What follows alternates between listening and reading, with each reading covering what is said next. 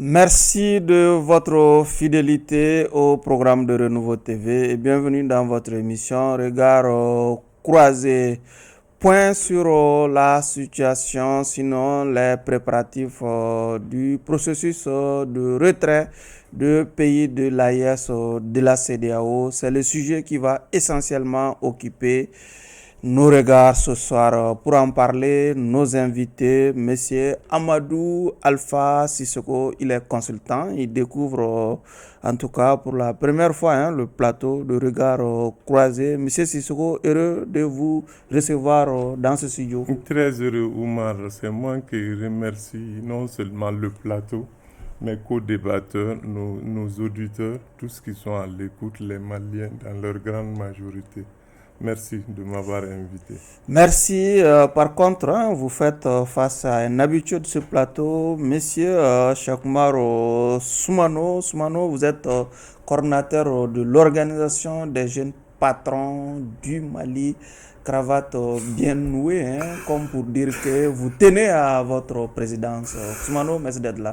Bonsoir Barou, merci de l'invitation. Bonsoir à mes co-débatteurs. Bonsoir à tous les téléspectateurs de Renouveau, du Mali et de la diaspora. Et je profite de votre micro pour féliciter les médaillés de le premier championnat de taekwondo à US et Russie, qui se tient actuellement, ou qui s'est tenu, je veux dire, et qui vient de prendre fin sous la présidence du ministre. Troisième invité, Monsieur Abdallah Yattara du parti Yélema, du comité stratégique, sinon comité d'orientation, de planification stratégique du parti Yélema. Monsieur le stratège, merci d'être là. Merci Barou, heureux de vous retrouver. Salut mes co-débatteurs et à tous ceux actuellement qui sont branchés sur Djoliba TV. De nouveau. Djoliba TV, oui. Excusez-moi. Clin d'œil, Non, c'est un lapsus révélateur, comme si on va certainement évoquer un sujet en lien certainement avec cette chaîne amie. Nous faisons un clin d'œil à tous nos confrères du côté de Djoliba TV. Quatrième invité, un chercheur, docteur Amadou Touré, il est chercheur en sciences politiques. Docteur Touré, merci d'être là. Merci Barou, bonsoir aux co-débatteurs, aux téléspectateurs et téléspectatrices. C'est toujours un grand plaisir d'être avec vous. Merci. En tout cas, bienvenue à tous dans l'émission Regard croisé. Peut-être un premier tour de table sur le départ définitif annoncé de l'aménagement, puisque l'instance, si vous voulez, la mission onusienne a fini avec son processus de liquidation. Docteur Touré, vous qui avez travaillé au niveau de l'aménagement, comment vous voyez déjà ce départ dans les conditions qu'on a connues, sinon qu'on sait déjà? Tout à fait. Hier, le 15, c'était la remise officielle du camp de Bamako. Donc, il est important de retenir que la mission, comme les missions de maintien de paix, obéissent à certains critères sacro-saints, c'est-à-dire la volonté du pays d'accueil. Une fois que la volonté d'un pays accepte une mission, la mission vient.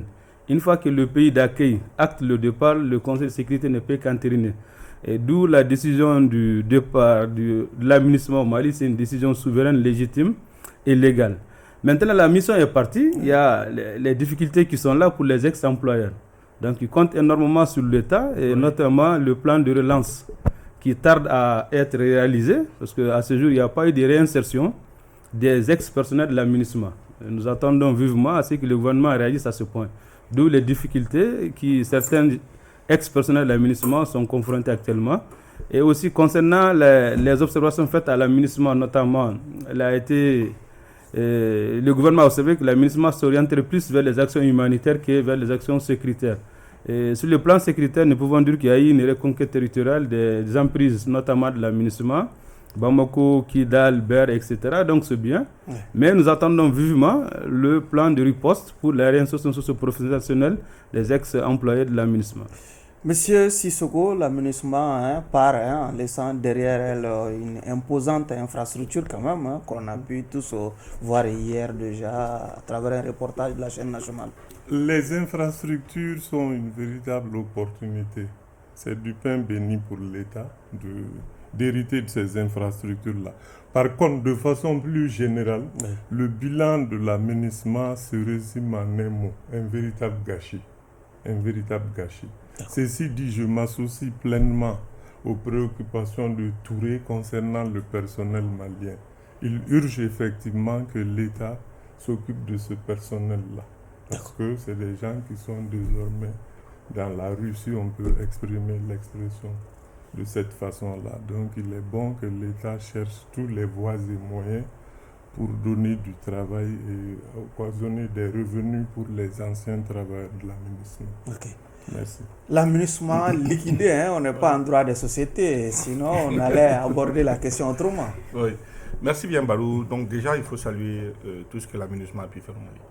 Même si certains estiment que le bilan n'est pas très élogieux, pour ne pas dire très mitigé. Déjà, en tous les cas, je pense qu'il faut les saluer pour ce qu'ils ont fait, parce qu'il y a eu beaucoup de ressources qui ont été drainées et qui ont été investies au Mali. Ceci étant, je voudrais aussi rappeler que le gouvernement, depuis un certain temps, a pris à bras le corps la question de réinsertion. Oui. Là, je tire chapeau à Madame le ministre de l'Entrepreneuriat national, de l'Emploi et de la formation professionnelle, qui avait fait un document stratégique qui a été partagé avec l'ensemble, je dirais, de la population malienne et même de certaines parties prenantes, notamment les Nations Unies.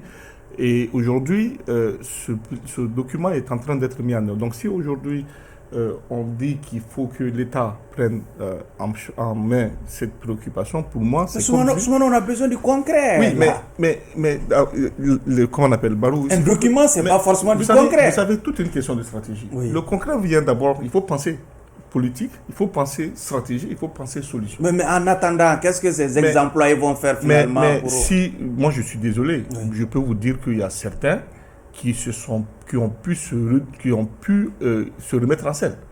Il y a d'autres qui sont allés dans d'autres missions. Comme Dr Touré par exemple, voilà. Certainement. Donc, ne faisons pas comme si le bilan était... Non, il faut tirer, parce que, moi je vous dis, il faut tirer d'abord chapeau pour tout ce qui a été fait par le gouvernement. Et d'ailleurs, je vais vous dire quelque chose d'important. En matière d'insertion, c'est le métier le plus ingrat d'être... on ne reconnaît pas les efforts de tous ceux qui font un travail d'insertion. Parce que vous savez, quand vous avez 10 personnes aujourd'hui en face de vous, et même si vous insérez 10, 9, il reste 1, le lendemain, vous allez vous retrouver avec 12 ou 13 encore. Donc, la population lambda a comme l'impression que rien n'a été fait. Donc, moi, ce que je vais dire, c'est vrai, avoir eu la chance de travailler à la MINUSMA, c'est déjà une prouesse. L'expertise, elle est là. La compétence, elle est là. Et je ne doute aucunement des compétences des uns et des autres pour pouvoir se trouver un emploi ou aller vers l'entrepreneuriat. Yatara, sur cette question précise. En fait, je crois que Bamako, c'est je crois que c'est la dernière des 14 emprises MINUSMA qui ont été rétrocédées à l'État malien. Je crois qu'aujourd'hui, on peut dire que la mission est complètement finie. Maintenant, au départ, il faut reconnaître en réalité que la MINUSMA elle-même a obligé le Mali à la faire partir. Parce que les conditions que la MINUSMA elle-même avait exigées pour le renouvellement du dernier mandat n'étaient pas acceptables pour l'État malien. Donc en réalité, c'est la MINUSMA elle-même qui a cherché plutôt à partir, plutôt qu'on dise que c'est l'État malien même qui a mis fin à la mission de la MINUSMA. Oui, elle est partie en laissant derrière elle une infrastructure d'une valeur estimée à une trentaine de milliards. Tout à fait. Forcément, on va bénéficier de ces infrastructures-là. Et sûrement aussi ceux qui ont eu à travailler aussi à la MINUSMA, comme M. Touré aussi, c'est sûr qu'ils ont aussi un retour sur investissement à ce moment au point de vue connaissances professionnelles et autres, à eux maintenant de pouvoir les exploiter. Mais je pense qu'ils ne doivent pas compter sur une réinsertion de la part de l'État. Ça, il n'en est même pas question. Parce que je sais que les tranches, les salaires qu'ils vont vous proposer, vous n'allez même pas les accepter. Donc, vivement quand même que l'État malien puisse vraiment se substituer à la MINUSMA dans ses fonctions régaliennes pour que vraiment la population puisse avoir Avant de passer, je vais un droit de réponse parce que pour Yatara et Soumano, pour Soumano, il faut qu'il comprenne que l'État a prévu un plan de restitution de 800 milliards et quelques, je ne l'ai pas dit. L'État a proposé de réinsérer. Il y a eu des inscriptions au niveau de l'ANP en juillet 2023. À ce jour, il n'y a pas eu de réinsertion. Tu peux vérifier. L'État a accompagné les ex-employés de la MINUSMA qui ont des prêts auprès des banques à hauteur de 4 milliards pour que ceux-ci puissent payer et éponger leurs prêts. C'est fait. Maintenant, sur le plan, c'est l'État qui se proposait, à mesure exceptionnelle, situation exceptionnelle, de réinsérer les ex-employés de la MINUSMA. Nous parlons de réinsertion au niveau de l'État. Et quand tu as dit que la MINUSMA est partie d'elle-même, c'est l'État qui a demandé à la MINUSMA de partir. Sur les propositions, il y a eu des propositions. Le départ acté par l'État a suppli plus d'un. Ça n'a pas été discuté. C'est au niveau du Conseil de sécurité que le ministre l'a dit clairement. À la MINUSMA de partir. La MINUSMA avait fait des propositions, 3 propositions. Mais on ne va pas rentrer dans ce débat de fond parce que l'émission... Ce n'était vraiment pas le sujet de ce soir. On va essayer. Et dans l'émission de maintien de paix, c'est clair. Quand l'État demande, l'ONU envoie. Quand l'État demande de partir, l'ONU retire. Docteur Touré, on ne va pas refaire ce débat ce soir. On va essayer d'évoluer. Okay. On a tous assisté à ce match d'hier, éliminatoire CAN 2025. Les Aigles du Mali sont désormais définitivement qualifiés. Après donc leur victoire de ce vendredi à Maputo, au Mozambique, Ibu Souma et ses camarades se sont classés premiers de leur poule. Sissoko, certainement, le football n'est pas votre tasse de thé préférée. Absolument, c'est ma tasse de thé préférée. Moi, je suis fan du football. Félicitations aux Aigles. Par contre, je ne sais pas si en termes de valeur comparative, si nous n'avions pas intérêt aujourd'hui au Mali à nous investir plus dans une discipline comme le basketball qui nous donne beaucoup plus de satisfaction.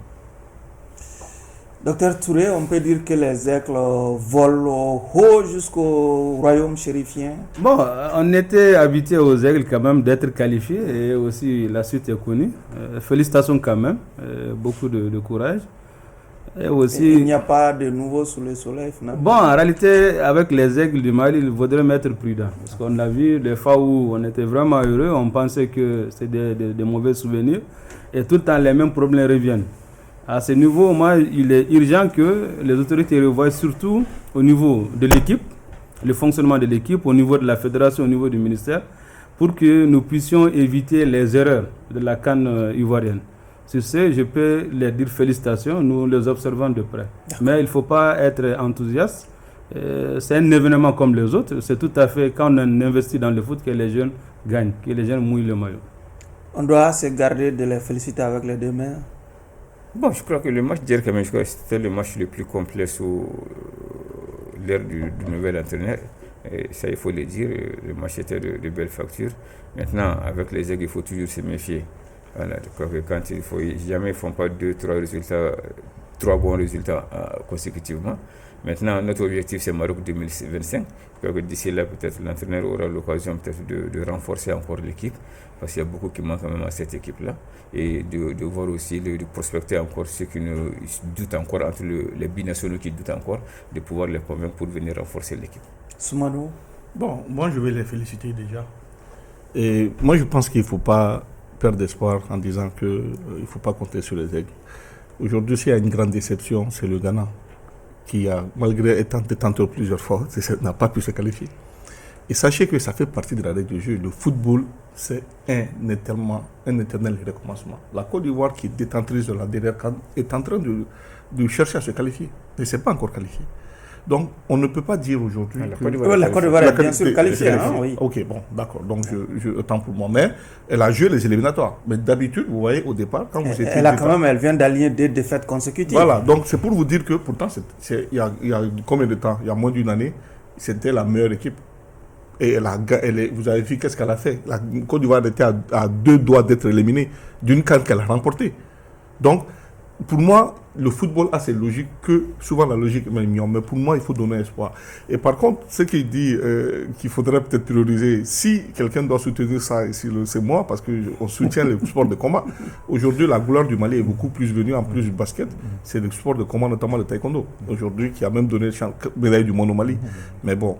Et la réalité est telle que le sport reste toujours le football.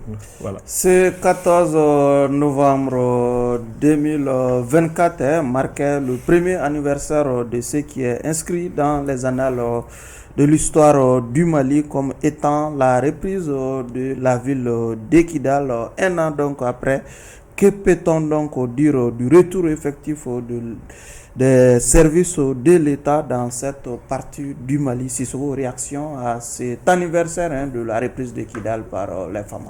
C'est un des événements majeurs du Mali indépendant. Mais qui semble passer sous silence. Hein?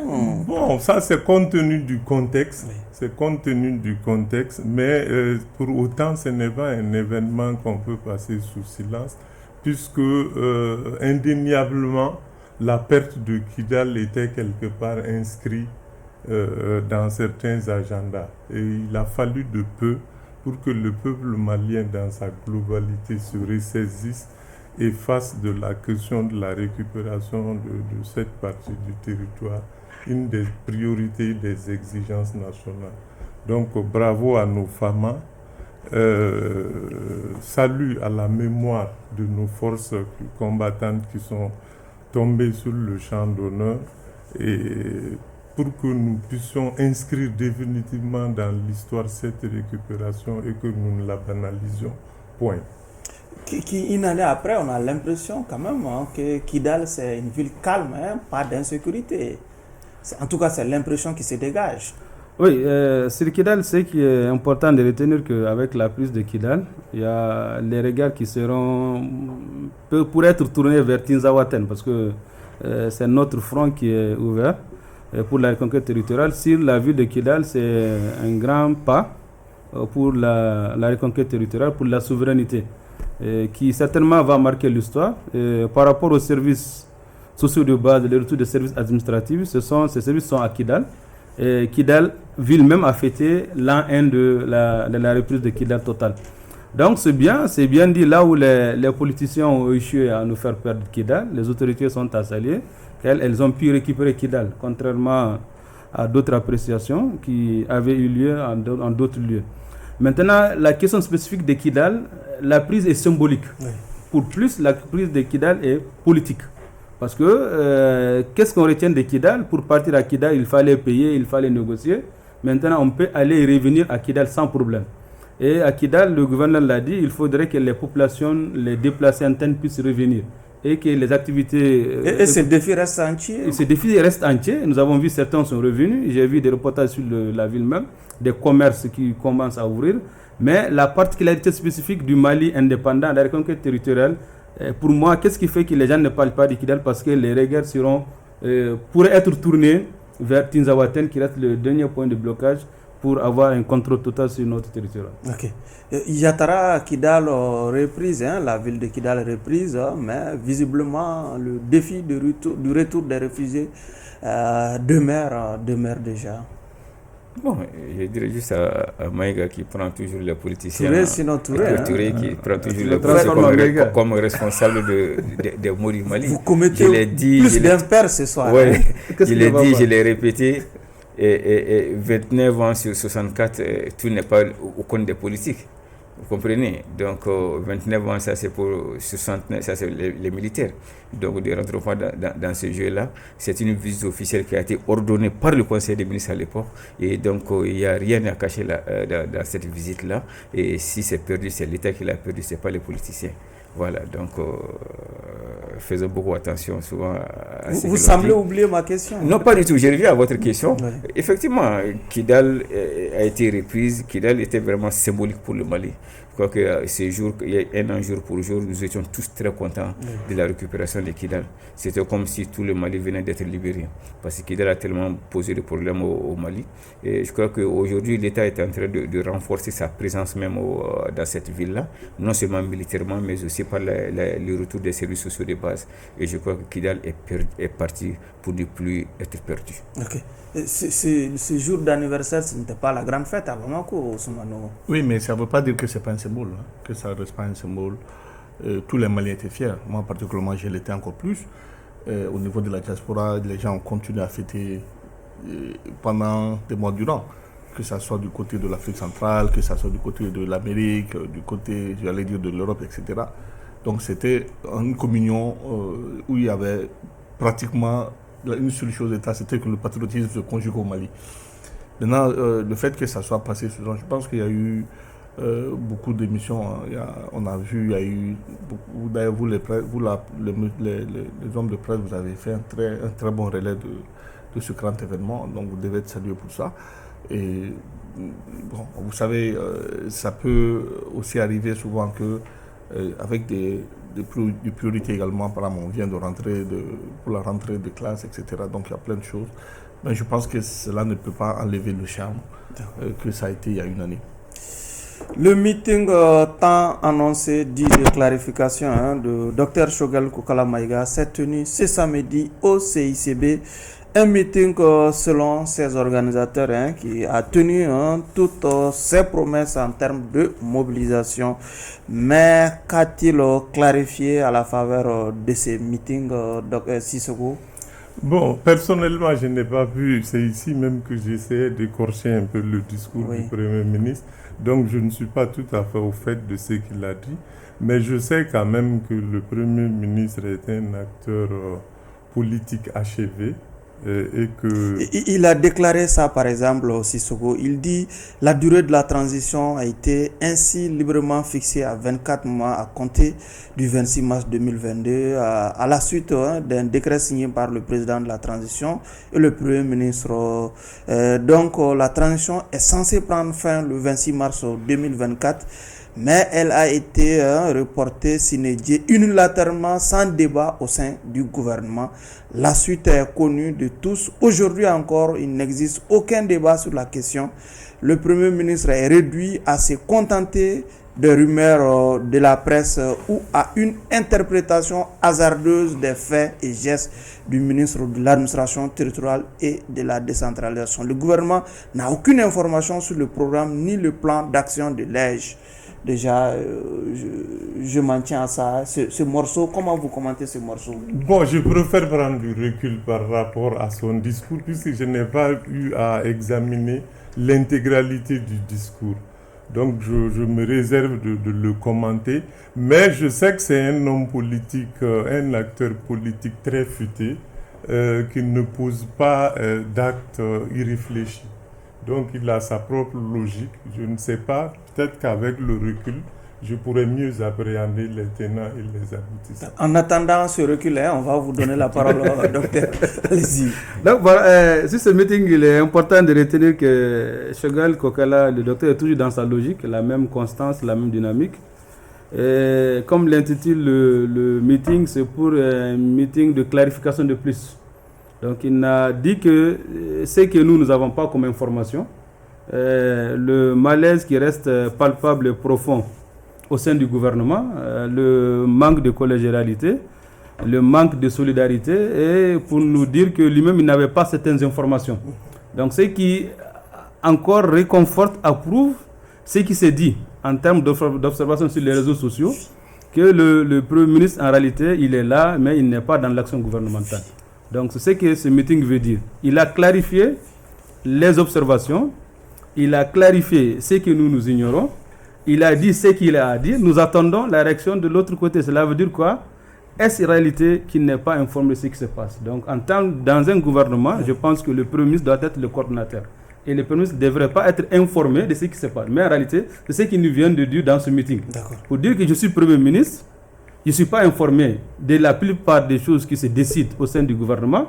Par conséquent, je ne serai pas responsable de ce qui pourrait venir dans le... Donc, c'est pour moi, en un mot, il dégage ses responsabilités dans les décisions prises par le gouvernement, notamment le report des élections, sa responsabilité par rapport à l'EJ, sa responsabilité par rapport au... Il a parlé, au lieu d'une diminution des partis politiques, il y aurait des partis politiques qui de façon exponentielle, il y a une augmentation des partis politiques. Mais ce que nous pouvons dire à ce niveau, que les tenants et les aboutissants entre les sociétés de la transition devraient s'entendre et discuter. Nous attendons qu'entre eux ils discutent, en plus d'être des clarifications que le Premier ministre a données, nous attendons aussi que les problèmes auxquels les populations sont confrontées devraient être aussi résolus par conséquent. Yatara, la clarification tant annoncée a finalement été faite au cours de ce meeting? Pas totalement. Moi, je résume peut-être une sorte de mea culpa vis-à-vis des autres politiques. Je crois qu'il voulait dire qu'en réalité, on l'accuse, les politiciens, les autres partis politiques l'accusent de beaucoup de choses. En réalité, il n'en est pour rien. et une sorte aussi de main tendue pour les politiciens. Et est-ce qu'en réalité, en retour, ils vont accepter sa main tendue? Je crois que la question se pose à ce niveau. Mais tout a tourné autour des assises nationales de la refondation, pas un seul mot du dialogue intermalien, qui n'est pas sa chose, effectivement. Ce qui est sa chose, c'est les assises nationales de la refondation. Vous comprenez, tout tourne autour de ça. Il a été très clair, depuis 2 ans, il a demandé aux militaires de pouvoir s'asseoir entre eux, de discuter par rapport à la transition. Il n'a pas été entendu. Il a parlé aussi de la loi électorale qui, selon lui, a été complètement charcutée au niveau des opposants qui sont infiltrés au niveau du CNT. Vous comprenez? Il a parlé de tout ça. Mais je crois qu'il... Il a parlé du CNT? Oui, il a parlé parce par rapport à la loi électorale, il reconnaît que la mouture qui était venue était la mouture du peuple, mais malheureusement, comme le CNT est infiltré, il n'a pas prononcé le mot CNT, mais en réalité, il faut savoir lire entre les lignes, parce que les circuits dont il passe, ça s'est passé au niveau de la commission de l'Assemblée du CNT, donc forcément, c'est du CNT qu'il parle. Il a parlé aussi d'agent double, hein? Tout à fait, en réalité, il a profité de l'occasion pour un peu régler ses comptes, mais je crois qu'à sa place, quand on n'a pas considéré jusqu'à ce niveau, et surtout à un tel sommet de l'État, il faut savoir on rend l'établi. Il faut rendre l'établi. Moi, je pense que c'est ce qui lui manque, ce courage-là qui lui manque. Mais très honnêtement, il a été aussi courageux en disant peut-être ce que les autres pensent tout bas. Et sur ce point, je le tire chapeau. Mais très honnêtement, à sa place, si tu n'es pas considéré à ce niveau, mieux vaut partir. Un ministre de l'administration territoriale qui agit finalement au mépris de son premier ministre, c'est ce qu'il a laissé entendre aussi. Bon, déjà, je veux peut-être décevoir, je n'ai pas écouté. Soumano, je viens de vous livrer à votre pas écouté. J'ai pas vous doutez de mon professionnel ou de mes informations? Non, il ne faut pas que ça arrive. Non, je ne peux pas porter d'analyse pour le moment. Ce qu'il dit, je considère que le Premier ministre il est suffisamment responsable. Et ce qu'il dit, moi je ne suis pas dans les secrets de Dieu. Je préfère vraiment ne pas commenter. Finalement, on va parler finalement de ce qui est déjà annoncé pour ce 1er janvier 2025. Ce 1er janvier 2025 marquera sans doute le retrait définitif des pays de l'AES, de l'espace CEDEAO, à quelques jours de cette date fatidique. Comment peut-on évaluer le rythme du processus de retrait déjà, Sissoko? Est-ce que les signes de ce retrait sont perceptibles de façon concrète? Merci pour en arriver à ce plat de résistance que j'attendais d'ailleurs impatiemment. Allez-y. Je ne suis même pas sûr que le temps imparti nous suffirait à décliner tellement certaines convenances dans ce dossier-là ne paraissent pas bien posées. Vous savez, Oumar, l'AES est une chance pour la CEDEAO. C'est une vraie chance pour la CEDEAO. Parce que de quoi s'agit-il aujourd'hui? C'est qu'on veut faire croire que les pays de l'AES sont en train de se retirer de leur bassin géographique. Ce qui est loin d'être le cas. C'est loin d'être le cas. Les pays de l'AES aujourd'hui sont, d'abord, avec le recul, essayons de comprendre. Ces 3 pays sont de l'Interland.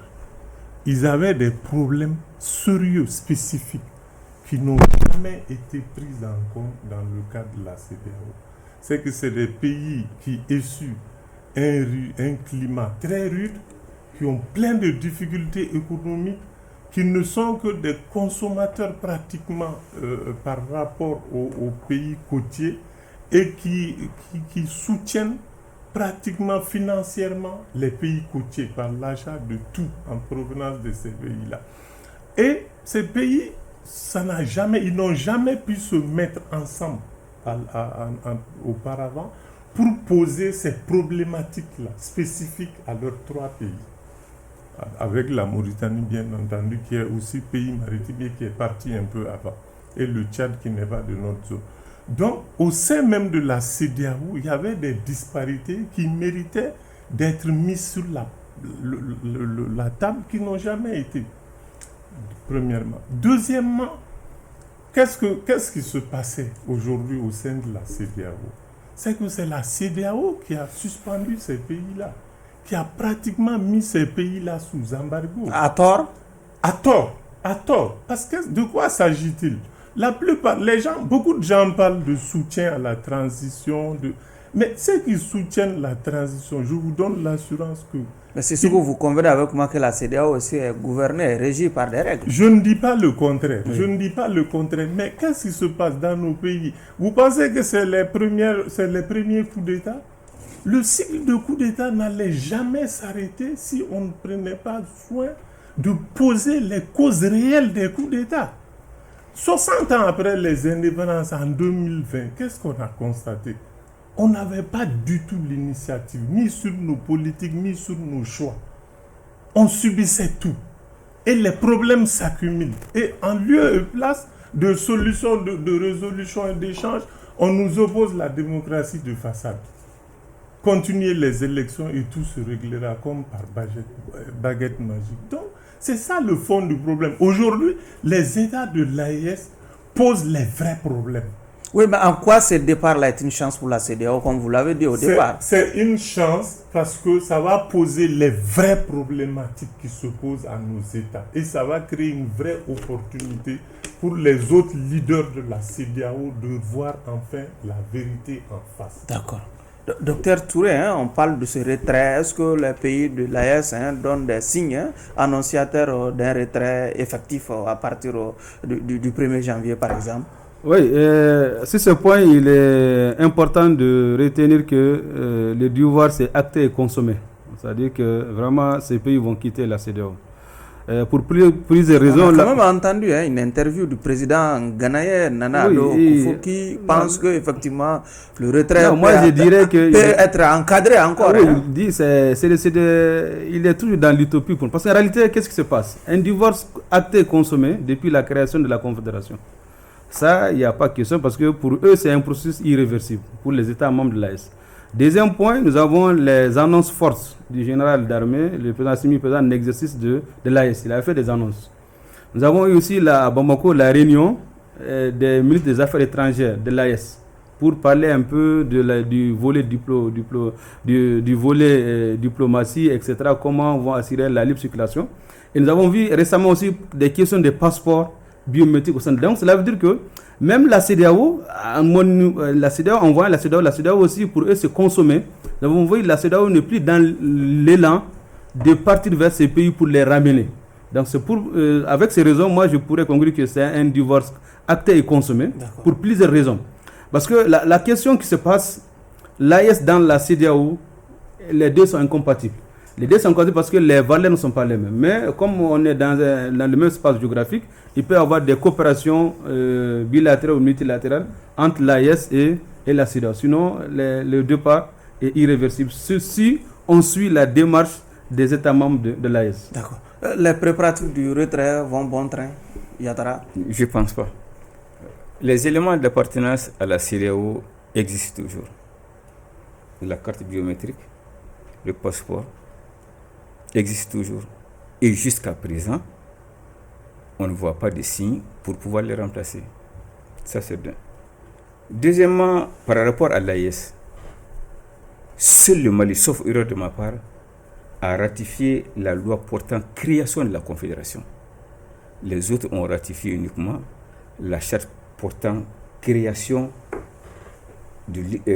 instituant la charte de l'Iptako Gourmand, instituant l'AIS. Seul le Mali a ratifié la loi. Vous le dites avec beaucoup de réserve, n'est-ce pas? Non, je suis sûr de ça. Parce que j'ai fait maintes recherches et je me suis rendu compte que seul le Mali a ratifié la loi portant création de la Confédération. Mais les autres ont ratifié uniquement la charte de l'Iptako Gourmand, instituant l'AIS. C'est complètement différent. Vous comprenez? Donc, à ce niveau, je ne vois pas de signes qui puissent dire effectivement que le 1er janvier 2025, le Mali se retirera définitivement de la CEDEAO parce que tout simplement, les négociations sont en cours. La CEDEAO a mandaté le président sénégalais pour pouvoir discuter avec ces trois pays-là. Et je crois que l'émissaire du président sénégalais a passé au Burkina. Effectivement, M. Bachili a fait un tour au Mali, a fait un tour au Burkina. Pour le Niger, je n'en sais pas trop. Mais M. Sissoko parlait de chance pour la CEDEAO. La CEDEAO. Moi, je vous donne juste quelques chiffres. Le ministre des Finances lui-même a dit le Mali, en quittant la CEDEAO, économiserait uniquement 120 milliards de francs CFA. Pas uniquement, mais il économiserait 120 milliards. Et le deuxième avantage par rapport à ça, c'est que les trois pays abandonneraient ce qu'on appelle le TEC, le tarif extérieur commun, et créeraient leur propre tarif extérieur commun qui pourrait stimuler les investissements et attirer les investissements étrangers.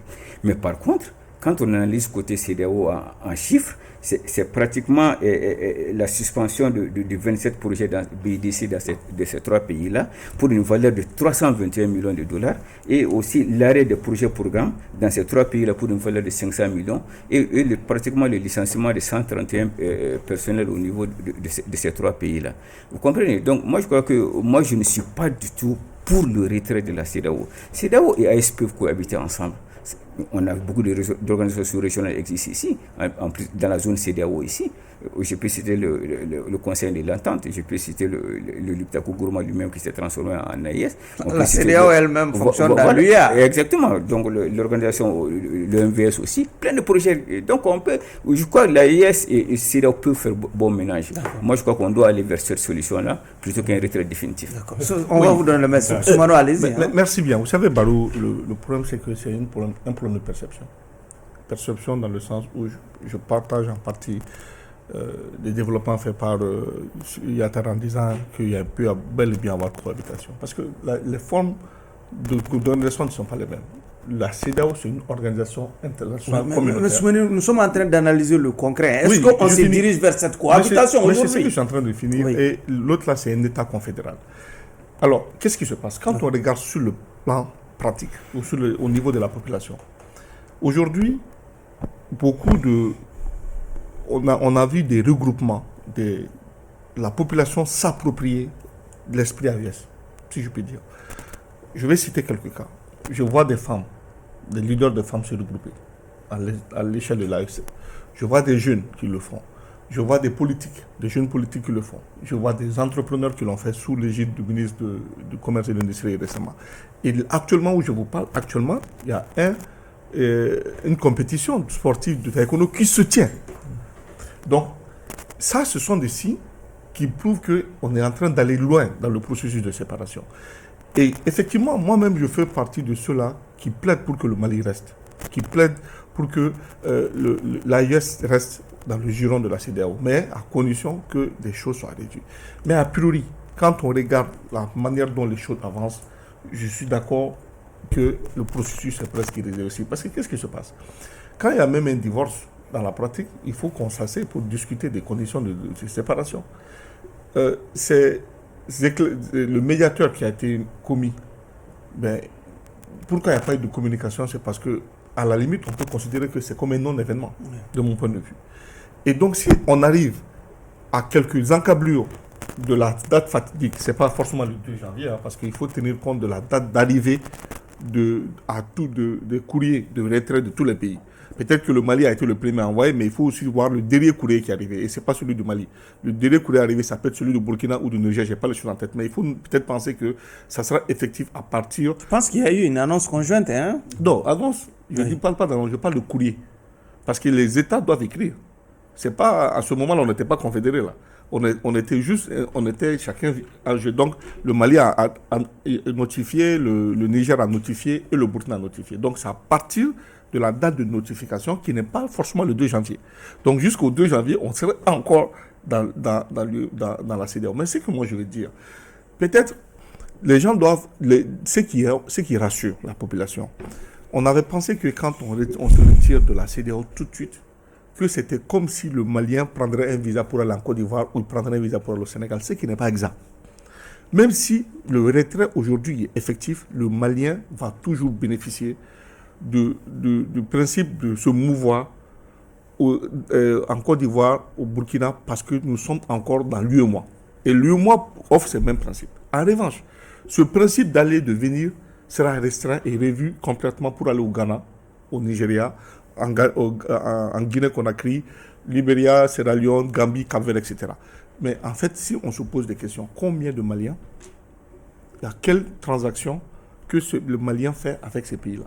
Avec le Sénégal, oui. Avec le Burkina, oui. Avec le Niger, oui. Avec la Côte d'Ivoire, oui. Avec le Togo, oui. Mais on a la chance encore S'il dit c'est une chance, c'est parce que 70% de ces transactions, c'est avec l'UEMOA. Donc les autres pays de la CEDEAO qui ne sont pas membres de l'UEMOA, il y a moins de commerce avec le Mali. Donc moi, de mon point de vue, au regard de tout ça, on peut penser de dire que nos autorités ont bien réfléchi pour se retirer, parce qu'au moins, certains experts de la CEDEAO n'ont pas rendu service à la CEDEAO. Parce qu'ils ont laissé prendre des sanctions qui n'avaient aucune base juridique. Et donc c'est ça qui a créé justement cette situation de rejet de la CEDEAO par certaines populations. C'est ce que vous avez voulu faire des rajouts. Oui, c'était un peu d'abord pour continuer dans ma démonstration, ensuite prendre en charge un certain nombre de dénoncés qui a été fait par mon co-débatteur à côté. D'abord, personne n'a à gagner. D'abord, elle est actée. On est dans une dynamique d'évolution historique. C'est sûr, à partir de janvier ou des mois qui vont suivre, l'AES va quitter et la CEDEAO va continuer. Mais la CEDEAO n'est pas viable sans ces pays de l'AES-là. Nous représentons en superficie quasiment la moitié de la CEDEAO.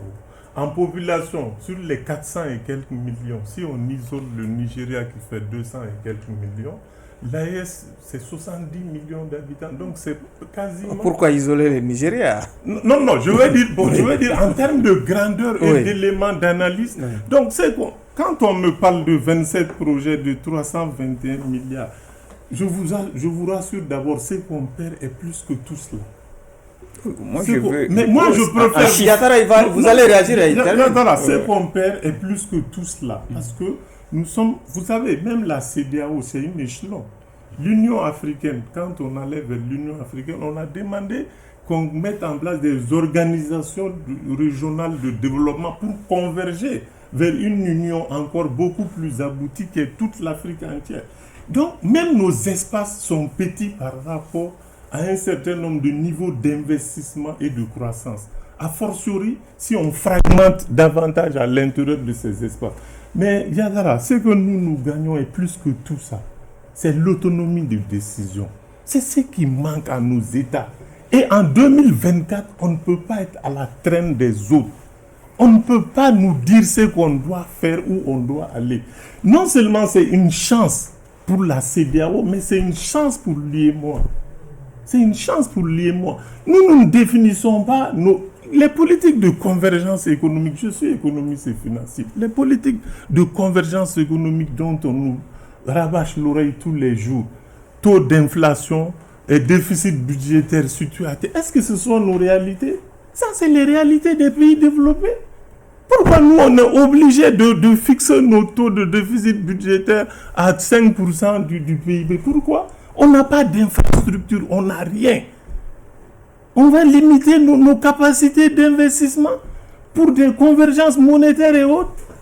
Ce n'est pas notre tasse de café. C'est en cela que c'est une chance, parce que ça va être l'opportunité de poser les vrais problèmes et de nous permettre de prendre... Il faut aussi tenir compte de notre micro. Donc c'est ça, Yassara. C'est de cela qu'il s'agit. Aujourd'hui, c'est une vraie opportunité. Parce que rien n'est défini par nous-mêmes. Vous savez, nos trois pays, en si peu de temps, ont fait beaucoup de choses. C'est vrai qu'on a beaucoup souffert. Et on ne peut pas avoir de grands dessins si on n'est pas prêt à subir des capacités de résilience. Ça va nous coûter. Mais ce que nous gagnons est plus que ce que nous perdons. Yatara, allez-y rapidement. Je vais d'abord par rapport à M. Soumano, quand il disait qu'il n'y avait pas de base juridique par rapport aux sanctions, je le rappelle juste je le rappelle juste le protocole additif par rapport à la bonne gouvernance. Tous les problèmes, c'est à ce niveau-là. La démocratie, là. Voilà, exactement. En réalité, les sanctions proviennent de ça. Ce n'est pas des sanctions, en réalité, comme on le qualifie, des sanctions illégitimes. Non, moi, j'ai dit certaines sanctions. Voilà, pas du donc, tout. J'ai dit certaines. Voilà, notamment l'embargo. Notamment l'embargo. L'embargo ne fait pas partie des sanctions prévues à cet effet. Mais tout simplement, c'est dû par rapport au protocole additif. Maintenant, moi, je dis tout simplement que par rapport moi, je veux juste être sur les chiffres. Vous comprenez, quand vous dites que ça apporte beaucoup d'opportunités, le ministre des Finances, la bouche la plus autorisée, a dit tout simplement que le Mali économiserait, la CEDEAO, c'est un manque à gagner de 120 milliards. Ça, c'est nous-mêmes qui l'a dit, de 120 milliards pour le Mali. Donc ça veut dire tout simplement que le Mali économiserait 120 milliards en quittant la CEDEAO. Ça veut dire tout simplement que aussi, il a dit, en abandonnant les tarifs extérieurs communs, ces 3 pays créeront leurs propres tarifs extérieurs communs qui attireront plus d'investissements. Mais il n'a pas donné de chiffres par rapport à ça. Vous comprenez? Moi, c'est les chiffres qui me convainquent. Mais dire tout simplement qu'effectivement, ça returne plus d'opportunités. Mais la convergence économique, la convergence dont vous parlez, les directives dont vous parlez, on peut échapper à la CEDEAO, mais ces mêmes directives et ces mêmes convergences directives aussi dans l'espace UMOA aussi. Donc on peut échapper à la CEDEAO, mais on retrouvera ces mêmes directives convergentes par rapport à l'UMOA. Vous savez, les déficits budgétaires, c'est nous-mêmes qui les créons. Quand on veut un budget déficitaire, volontairement on les crée. Et c'est ce que le Mali fait de tout le temps. Le Mali présente un budget chaque fois déficitaire. Aujourd'hui, même pour la loi des finances 2025, on est à peu près à 600-650 milliards de déficit budgétaire qu'on doit forcément récupérer, disons, combler par rapport au marché monétaire. Et c'est pour ça qu'on est sur le marché monétaire pratiquement toutes les 2 semaines. Toutes les 2 semaines. Et le ministre Sanou a dit en début d'année que le Mali a besoin de 1494 milliards de francs CFA pour l'exercice 2024.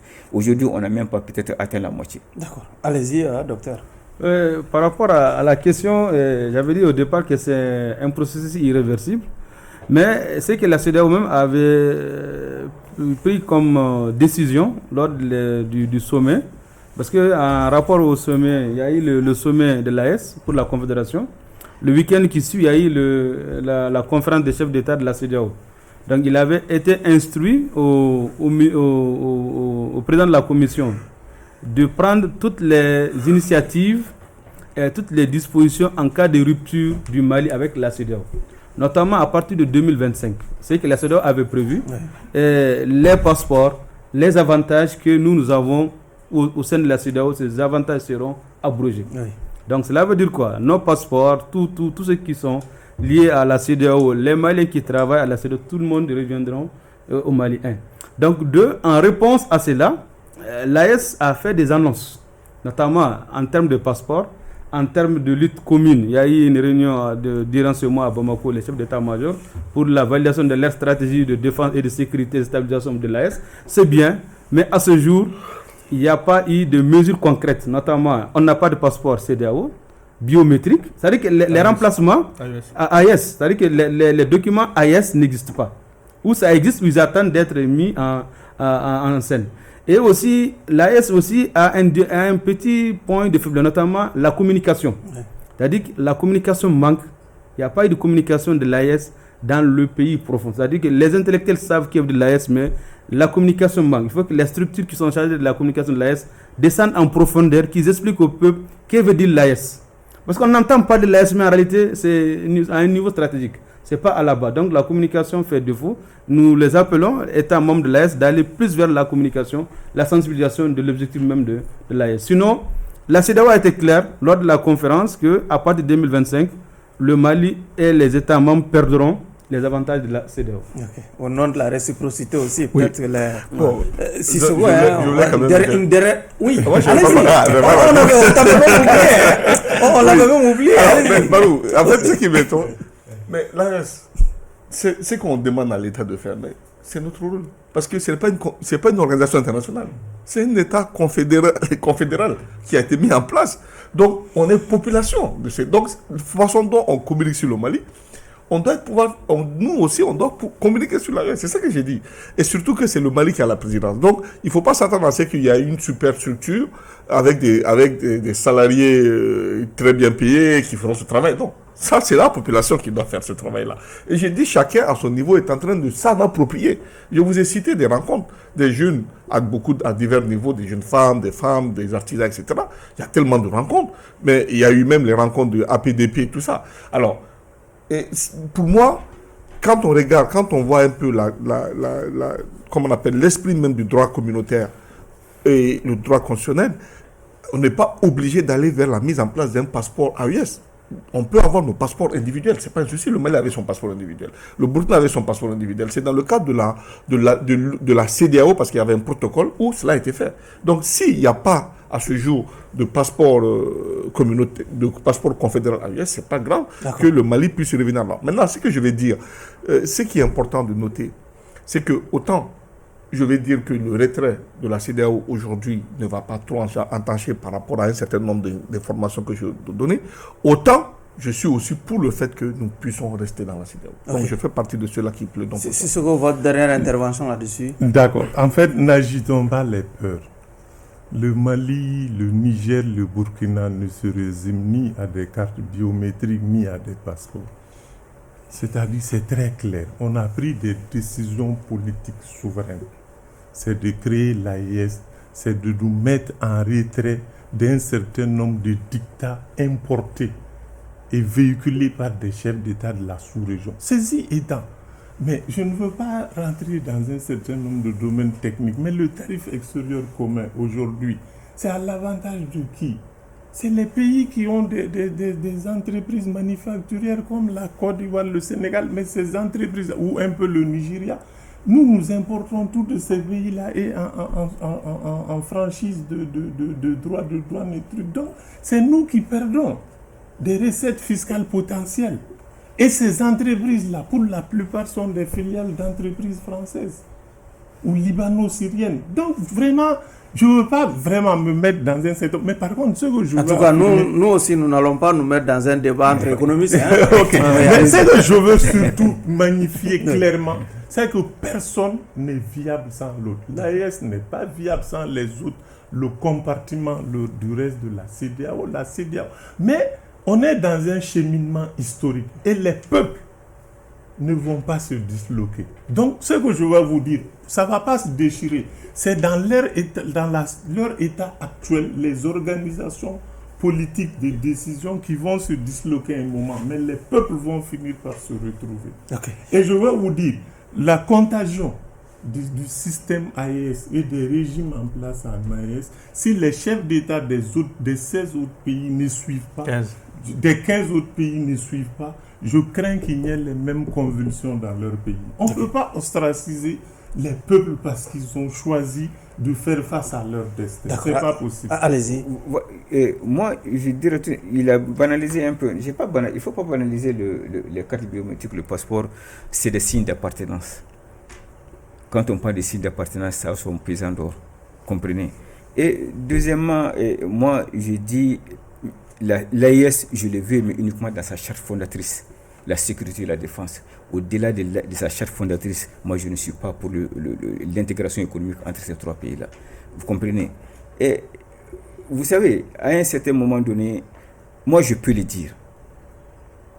J'ai participé à une réunion à la primature pour le compte du commissaire à la sécurité alimentaire quand j'étais à la mairie de la commune 4. Et par rapport à la sécurité alimentaire, lorsque le commissaire à la sécurité alimentaire a présenté, la CEDEAO venait en première ligne pour combler le déficit par rapport à la sécurité alimentaire. On minimise trop l'apport de la CEDEAO. Comprenez, mais en réalité, on ne nous a pas dit beaucoup de choses par rapport à la CEDEAO. Moi, je suis pour l'AES, mais uniquement dans sa charte fondatrice. Au-delà des intégrations, quand ça parle de l'intégration économique, je ne suis pas pour ça. Il était avec nous le samedi passé. Il s'agit, c'est Issa Kaoudim. Nous avons appris son arrestation qui serait liée à une offense à un chef d'État étranger, docteur Touré, vous qui avez l'habitude de débattre avec l'homme ici. Comment vous avez appris son arrestation? Je suis très malheureux, c'est un incident très malheureux parce que connaissant bien Kaoudim. Mais ce que je peux dire à ce niveau, hormis les commentaires, parce que comme l'affaire est devant la justice, il vaut mieux être prudent sur ce point. Mais il est important qu'au-delà de Kaoudim, qu'il y a ce qu'on appelle la notion du Mali en compte. Parce que je suis vraiment désolé de voir sur les réseaux sociaux, au lieu de l'aider, certains s'acharneraient sur lui pour plus l'incriminer. Cela veut dire qu'il faudrait qu'on développe en plus du patriotisme, qu'on développe la tolérance, sauver le Malien, et l'entraide. Et aussi, connaissant Kaoudim, il se pourrait qu'il n'était... Je ne peux pas rentrer dans le commentaire, mais on souhaiterait qu'il puisse regagner sa famille. Et connaissant l'union des deux peuples, du Mali et du Burkina, qui généralement gèrent les difficultés à travers le pardon, à travers la solidarité, qu'on trouve un dénouement heureux à l'affaire Kaoudim. Voilà, nous souhaitons qu'il retrouve très vite sa famille et qu'il a aussi un état de santé très fragile. D'accord. Voilà. Qu'est-ce que vous en savez de son état de santé? Bon, il m'a dit il est trop fragile. Bon, Sissoko, déjà, d'aucuns parlent d'un coup dur porté à la liberté d'expression avec ce dossier Khaoudim. Est-ce que vous entrevoyez les choses de cette manière? Non, je me méfierais d'entrevoir les choses de cette manière.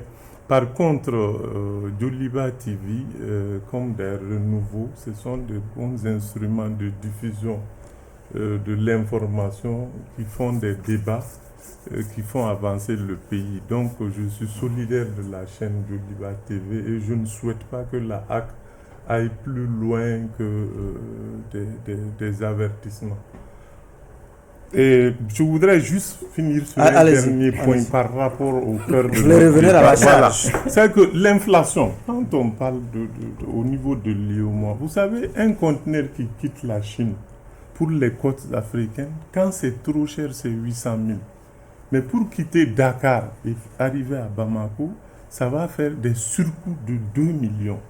Donc ça veut dire que ça pose des problèmes d'infrastructure pour nos pays.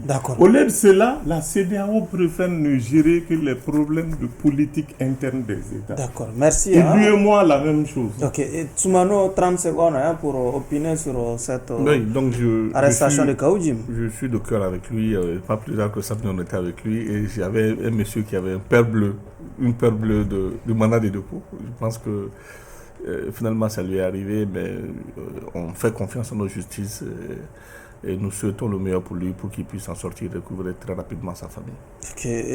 Yatara Khaoudim est un habitué de ce plateau. Oui, très triste quand même par rapport à ce qui lui est arrivé. Et, moi, je condamne la forme. Moi-même, j'aurais voulu que l'initiative vienne de nos propres autorités plutôt que sur injonction du Conseil supérieur de la communication du Burkina. Parce qu'ils ont profité encore de cet espace AES, alors que par rapport à l'AES, les compétences transférées, on le sait. Vous dites que l'initiative de son arrestation est venue de... Oui, parce que c'est le Conseil supérieur de la communication du Burkina qui a saisi la HAC du Mali par rapport à... qui s'est plaint de la chaîne, non de... Exactement. Non, ça va de pair forcément.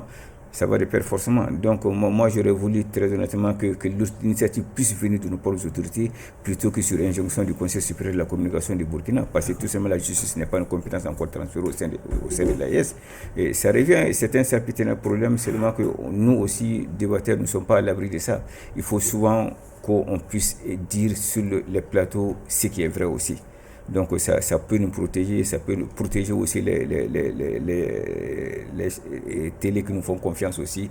Quoique par rapport à ça, on doit aussi mesurer nos propos.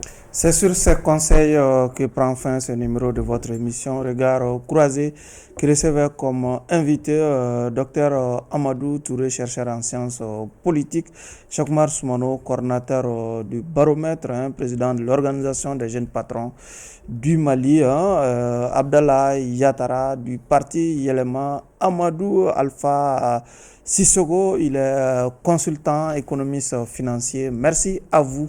Au revoir.